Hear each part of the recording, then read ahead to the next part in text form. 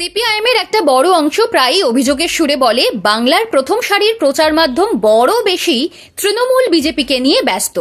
যে দল ৩৪ বছর বাংলা শাসন করেছে তারা খুব বেশি জায়গা পায় না। তাদের প্রশ্ন, শূন্যতার জন্য কি অবহেলা? আপাতত সেই অনুযোগ দূরে সরিয়ে রাখতে হচ্ছে। তৃণমূল বা বিজেপি নয়, এই মুহূর্তে বাংলার রাজনীতিতে প্রবল চর্চায় সিপিআইএম।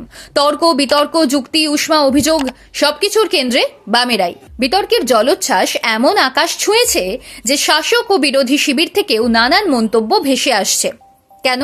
মোহাম্মদ সেলিম এবং হুমায়ুন কবির বৈঠক।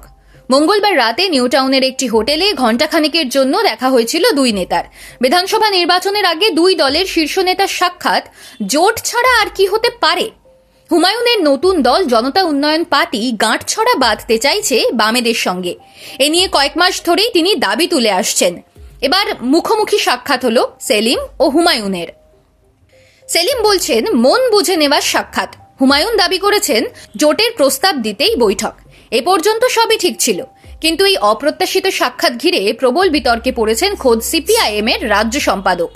দল জানতো না, শরিকরা জানতো না এমন বৈঠক হতে চলেছে, এমন নানান মন্তব্য নানান মহল থেকে ভেসে আসছে। কেউ হতবাক, কেউ বিস্মিত, কেউ হতাশ, কেউ আবার ক্ষুব্ধ, কেউ কেউ আবার বেশ উদ্বিগ্ন। দলের একটা অংশ আবার বিভ্রান্তও হয়ে পড়েছে। বিতর্কে সিপিআইএম অতীতে কম হয়নি। যেসব নিয়ে বিস্তর জলঘোলা হয়েছে, নানান জন নানান মন্তব্য করেছেন, কেউ প্রকাশ্যে, কেউ ঘনিষ্ঠ মহলে। কিন্তু সাম্প্রতিককালে এমন বিতর্ক বোধহয় দেখা দেয়নি। হুমায়ুন কবিরের সঙ্গে কেন বৈঠকে বসলেন সেলিম, তা নিয়ে বিস্তর জলঘোলা চলছে। সেলিম বৈঠকের পরে বলেছেন তিনি হুমায়ুনের মন বুঝতে গিয়েছিলেন। সিপিআইএম এর অন্দরে প্রশ্ন উঠছে, হুমায়ুনের মন বুঝতে তার সঙ্গে বৈঠক করতে হলো কেন? হুমায়ুন ১.৫ মাস আগে বাবরি মসজিদে শিলান্যাস করে তার লাইন স্পষ্ট করে দিয়েছেন যে হুমায়ুন সদ্য বলছেন বিজেপি সমর্থন নিতেও তার কোনো ছুতমার্গ নেই। সেই হুমায়ুনের মতো চরিত্রের মন বুঝতে বৈঠকের কি প্রয়োজন হলো? সেলিম কিন্তু হুমায়ুনের সঙ্গে কেন বৈঠক সেই প্রসঙ্গে নিজের অবস্থান স্পষ্ট করে দিয়েছেন। মিডিয়াকে তিনি বলেছেন, কথা বলা মানে জোট নয়। অনেক সময় বিয়ে বাড়িতে কারোর সঙ্গে দেখা হলে কেউ কেউ সেলফি তুলে নেন। সেলফি তোলা মানেই প্রেম নয়।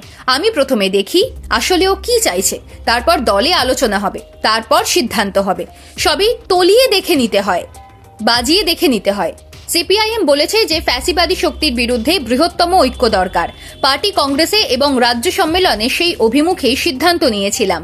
তাই বিজেপি তৃণমূলের বিরুদ্ধে যারা থাকবে তাদের সঙ্গে কথা বলছি। কিন্তু কথা বলা মানেই নির্বাচনী সমঝোতা নয়। তাতে যে বিতর্ক থামছে এমনটা বলা যাবে না। কংগ্রেসের তরফেও হুমায়ুনের সঙ্গে এই সেলিমের এই বৈঠক নিয়ে উদ্বেগ প্রকাশ করা হয়েছে। অধীর চৌধুরী, যার হাত ধরে ২০১৬ সালে বাম কংগ্রেস জোট হয়েছিল, যিনি এবারও জোটের পৌরোহিত্য করতে পারেন বলে শোনা যাচ্ছে। সেই অধীর মিডিয়ায় বলেছেন, গত লোকসভা ভোটে মুর্শিদাবাদ ও বহরমপুর আসনে বাম কংগ্রেসকে হারানোর লক্ষ্যে সাম্প্রদায়িক বিভাজন তৈরির ক্ষেত্রে হুমায়ুনের বড় ভূমিকা ছিল। তার সঙ্গে সিপিআইএমের রাজ্য সম্পাদক কেন বৈঠক করলেন সেসব বিষয়ে আমি কিছুই জানি না। দলের অন্দরেই যখন অস্বস্তিতে সেলিম, তখন শাসক ও বিরোধী দল নেমে পড়েছে সিপিআইএমকে নিয়ে পাল্টা মন্তব্য করতে। কুণাল ঘোষ থেকে শুরু করে সুকান্ত মজুমদার সেলিমের মন বোঝা নিয়ে কটাক্ষ করেছেন।